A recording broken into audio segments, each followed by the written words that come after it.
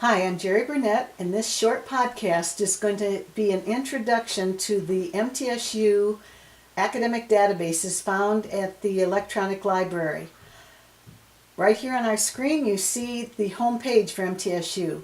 There are different ways to get to Tennessee. You can get here from any state in the union by taking different roads. Well, there are many different roads to get to the electronic database, but the one I suggest, MTSU puts a quick link right to the library. You could come up and use the A to Z and go to L for library, but since they have it as a quick link, click on quick links, click on library. I am off campus right now, so sometime during my journey, during this podcast, they're probably going to ask me for my username and password. If you are logged onto a computer on campus, you've already put your username and password, you can go right into the library. But I want you to be aware that if you are off campus or at some other location, sometime during your journey into the library, they're going to want to know what your username and password is. And there's a reason for that. MTSU has paid for all these academic databases to be at your disposal. You can use them free, but they had to pay for some of them or many of them. And so no matter what schools you go to, colleges or universities, always keep your username and password, even after you graduate. If you do, you will always have access to their academic databases and always be able to get some credible information there. So many people, when they first click on the library and see this screen, they type their topic or their title right here and do a Joule search for it. You could do that, but the way I'm going to suggest you do is click on databases, and there's a reason for that. There are many, many databases, and as you probably know, a database is just a collection of information. Well, there are literally hundreds of different databases. I recommend for my courses that you use Academic OneFile. And that's at the beginning of the list here. You can either click on A or right here, they've got them in alphabetical order, and Academic OneFile happens to be the second one on the list. The reason I suggest Academic OneFile, it is kind of a generic database that has information on almost anything. Perhaps you are in a business course or a health class, and they want you to do peer-reviewed articles from specific journals. I don't really care what academic database you use, but I'm recommending you use Academic OneFile because it does have a lot of good information over a wide variety of topics. When you click on it, what comes up is what's called a Boolean search. A Boolean search allows you to do an advanced search rather than it just being on one topic. You can drill down and eliminate a lot of things that you don't really want to waste your time reading. Let's suppose I'm going to give a speech about football. So I put football in here, and the Boolean search means that I have these delineators. I could say I want football and something or not something. Football and basketball, football or basketball, or football not basketball. But for right now, I'm just going to click football. For my courses, I encourage you to click on full text. The reason for that is, if you don't, you might just get an abstract or maybe just a title. At least this way you get the text of the articles and you get a little more information. Also, I would encourage you to leave all dates as your acceptable parameter. Some classes, especially medical classes and business classes, they want your research to be very current. So they might tell you they don't want anything that they want you to only access information that was after, and you would have to put in the certain date it was after. Or maybe they want information that was just between 1990 and 2000. There are these parameters here. I'm informing you about them, but truthfully, for my classes, all dates are acceptable. You can quote things that are 2,000 years old that were written or thought of by Plato or Socrates or Jesus. You don't have to have current information for what my classes require, but I wanted you to be aware of this because some classes, your research must be current. Okay, so we've got football. Let's click search and see what we come up with. Okay, it says there are 8,000 academic journals that talk about football. Well, I don't think we're in lack of any information here.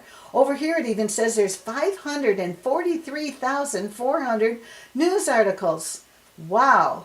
We don't have time to look through all that. You could just start with this article or look at the first or the second, but let's go back so I can show you how to do a more defining search. Here in our Boolean search, let's suppose I was a football player and I was a quarterback. So I want only articles that talk about football and the quarterback. And let's even get more picky. Football and quarterback and, see, I keep the and delineator, injuries. Let's suppose I want to do my speech about how hazardous it is to be a quarterback on a football team and all the injuries that might happen. Okay, I'm going to have full text, all dates. I'm going to click search. And here I go. I found all kinds of articles, but only 10 journals. Look at, I only have 59 magazines. It's really brought it down to where unless the article has football, injuries, and quarterback in it, the article won't come up. Okay, another thing I want you to be aware of is on advanced searches, when you click advanced searches, well, that didn't take me where I thought it would. Let's go back to where the Boolean search was. Up here there's a new feature, at least it was new to me recently. It was called Topic Finder. Now you can talk about your topic. You might want to talk about one of your main points. Maybe you're going to look for information to support one of your sub-points or sub-points. For example, if you're talking about the restaurant Cheddar's, maybe your main points, you have to have 2 defined main points in a speech. Maybe you're talking about good service, the menu, the pricing, the food quality. You have a lot of options as to what you might search for. Or maybe if I'm talking about tennis, I have to narrow it down and talk about maybe famous tennis players, the equipment, the clothing, the strokes. You have to narrow your search by doing this Boolean search. But what if you need some new ideas? This Topic Finder feature was very surprising to me when I fell upon it. I will say I'm going to do my topic on football. And I'm going to say search. And below it gives you visualizations. Now you can have wheels or tiles. These are tiles. If I'm talking about football, look at all of the different things that will help me think about. And let's come down here to, well, not case studies, other topics. If I click on other topics, it even brings up videos and news reports and other things. These are all videos on this one. But let's say I click on college football. It'll take me to head coaches, bowl games. This feature of Topic Finder I thought was fabulous because it can help you generate more ideas. There's also a subject guide search that you could use. Again, it'll ask you, do you want full text? I encourage you to use the full text feature and the all dates feature, but truthfully, you can use whatever you want. Just remember, in almost every one of my assignments, at least one of your citations needs to come from an electronic database. Let's go back to an advanced search and take just one article about the football. And we'll search. And let's say I think this is a good article, so I'm going to click on it. And let me take you all the way to the bottom. All the way to the bottom in an Academic One file. One of the main reasons I ask you to use it, it already has an MLA citation formatted perfectly for you. You put your cursor at the end of it where it says edition, and you highlight the whole thing. You right click on it, copy it, then you open up your bibliography page. Here I've got one entry already.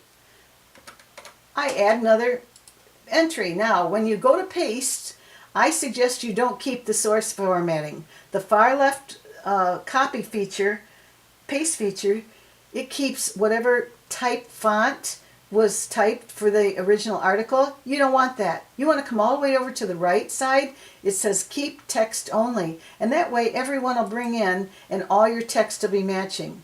Once you get here, I teach this in another podcast, but I'll tell you here, click the ruler. Make sure the ruler's on. That's at the top of my page. Do you see it here? This is the ruler.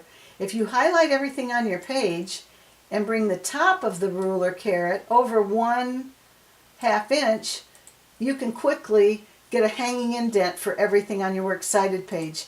And when you bring them in from the database, why not just bring them in and put them in alphabetical order to begin with, instead of having to go back and create the alphabetical order. So this is pretty much how to use the electronic databases, how to Google or to not use Google search for all your information, but to get some credible information from here. The tools along the side, the other citation tools, maybe you've got a teacher that doesn't want MLA, then you can click over here and go to APA, and immediately it gives you the citation. You can copy it, you can download it, select it. The citation tools are great in here. You can email the article to yourself or download it to your computer or print it. The options here are absolutely endless, almost. So use the electronic databases as much as you can to get credible academic information. If you're a freshman, this might be a real introduction to the electronic academic databases. By the time you're a junior or senior, or you plan to go on to grad school, you'll need to become very proficient at using these databases. So hopefully this little introduction is beneficial for you.